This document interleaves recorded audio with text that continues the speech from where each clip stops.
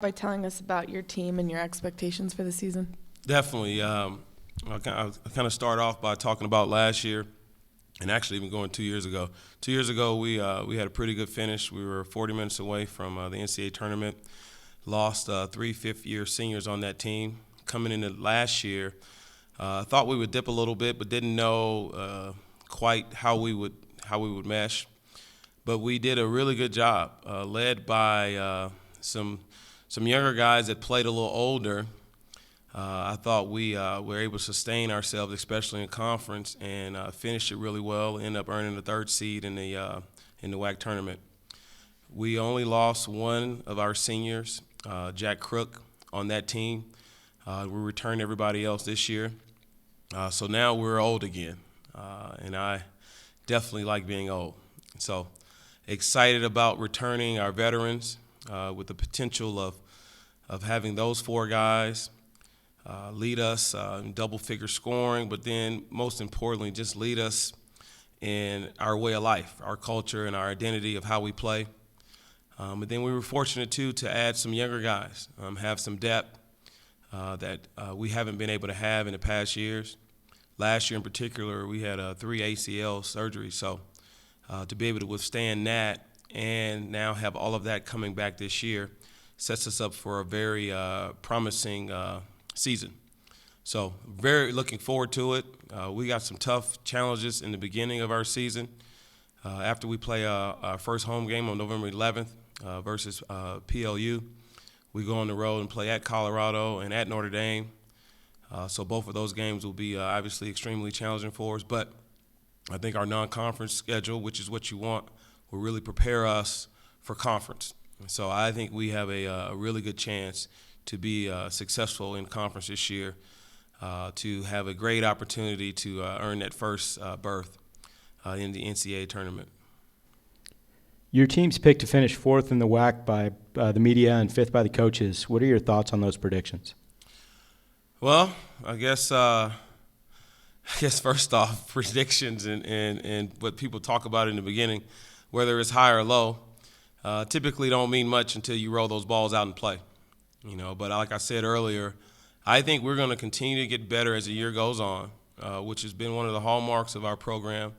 I think we're going to be really good late in the year, led by our seniors, who will leave their mark on this program, frankly, in my opinion, in a way that we haven't had since we began. And that's what you want. You want to continue to get better and kind of have quality leadership build on quality leadership.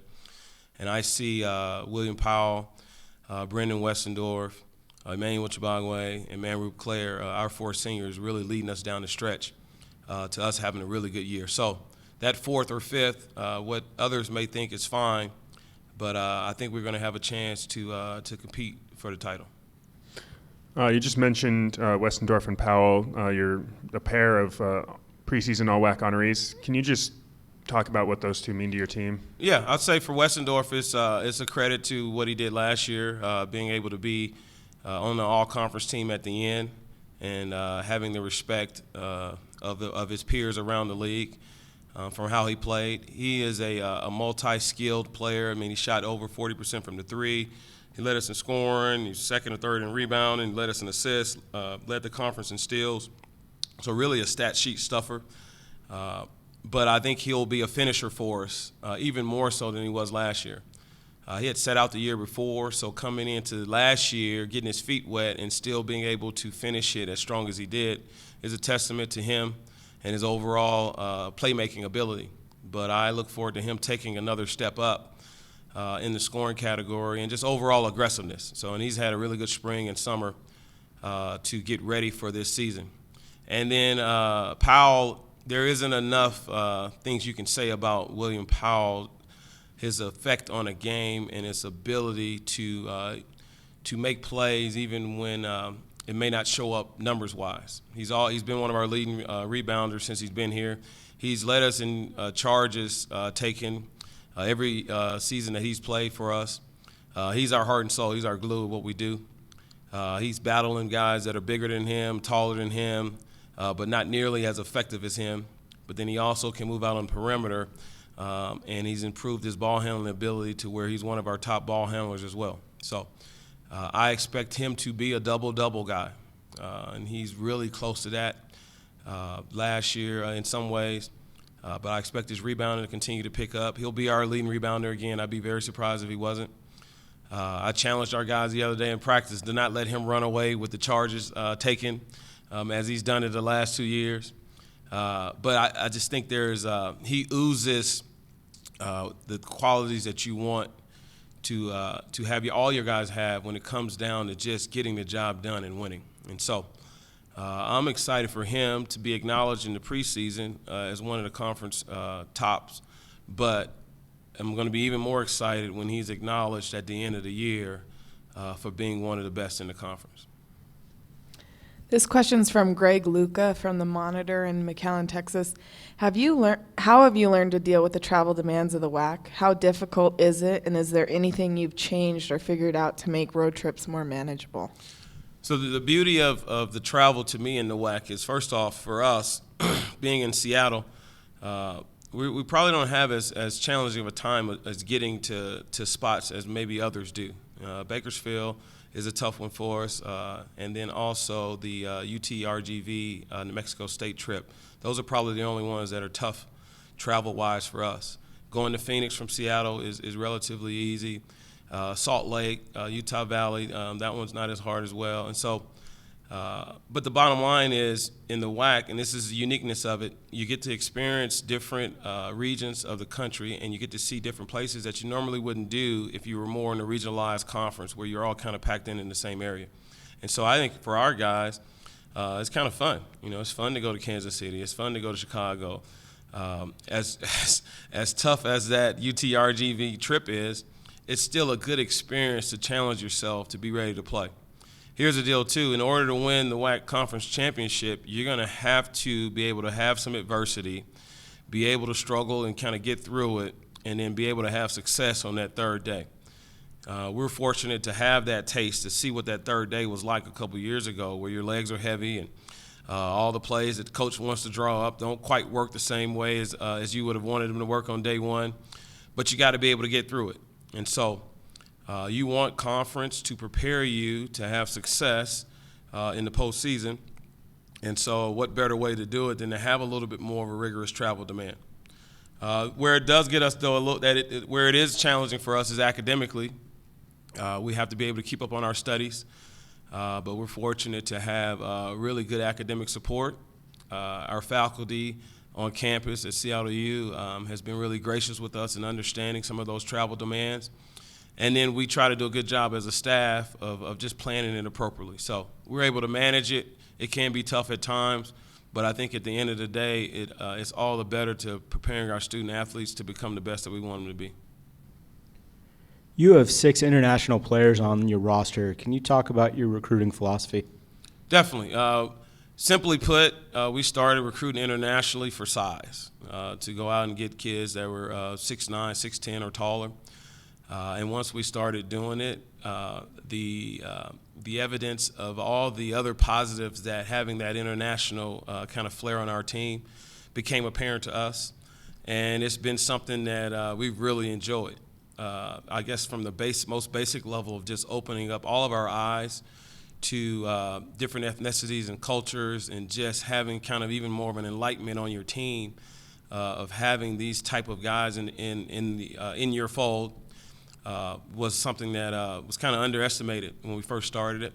They bring great value to us on the court from a style of play standpoint. They typically come from very trained backgrounds, basketball-wise. But it's just been fun all the way around. And so philosophically, we'll continue to stretch out and try to find size where we can find size. We have a lot of talented players in our area. We don't have a lot of size in our area. And so that's kind of where it started, and that's kind of where it'll stay. Anything under 6'6", we try to stay within our locale. And we've had pretty good success in doing that over my years, particularly Federal Way High School. I've had at least 2 to 3 guys there that have led us in scoring or been one of our top players. We have a young man on our team right now from Federal Way. So I'd love to keep that string going, but we always got a Federal Way high school kid on our team. And then we've had local kids from Seattle area on our team from pretty much every year that I've been there, and we'll continue to do that as well. So philosophically, we go out and we'll span the globe for size, and then we kind of stay home in our backyard for everything else. Speaking of going international, in August your team did a 10-day European trip. Just tell us about what that meant for your team, bringing them together and seeing the sights. You know what, kind of going back to some of the positive of having so many international guys on our roster, just a great cultural experience for all of us to be able to go to London and Paris. So first and foremost, just a tremendous educational opportunity. Then me being Johnny Coach, it was great to get those 10 days of practice before we went. And I thought we maximized those really well. It gave our new guys a chance to get acquainted to kind of how we do things. It gave our old guys a chance to kind of move the next step of the changing of the guards and having them really kind of take it over. So I thought it built great chemistry and had a really good comfort level from a practice standpoint this summer. And then we played well when we went over there. Played 2 games in London, 1 game in Paris. All the guys got a chance to play. We have one of our big guys who's going to be a really good player for us this year. Aaron Menzies is from England. So he had a chance to kind of go home and play in front of his friends and his family. So that was really fun as well. And so just a great overall experience. And I probably was most proud of the fact that our guys took full advantage of it. We're in Paris and guys are getting on bikes and riding their bikes around the Eiffel Tower. And typically, in those settings, sometimes with younger guys, they may slack off and go back to their hotel room or not want to try the food. But we had a really good group, again, led by our seniors. Can't say enough about the tone that they set to go out and really explore and learn different culture and just really have fun with it. So it was a once-in-a-lifetime experience that all of our team and our staff will never forget. This is another question from Greg Luca from the Monitor. What do you envision the WAC looking like in terms of membership a few years down the line? Do you anticipate stability or possible changes in the future? I anticipate stability as far as the WAC is concerned, but I also anticipate maybe us adding some more members. I think there are people out on the horizon that are interested in moving up into Division I, that the WAC is a very quality option for them to be able to kind of join our league. But then also, I would say, if you look back on the expansion of years past and kind of seeing if that worked for some of the teams maybe that haven't been able to move up in their conference, they may now look back and see the WAC as an even more of a viable option. And so you may have those eyes kind of turn and look to see if this is something that would be a good landing spot for them. Our league continues to get better. All you have to do is look at last year and some of the non-conference wins that we were able to garner in our league. Also, you look at what happened in postseason as far as having a little success there.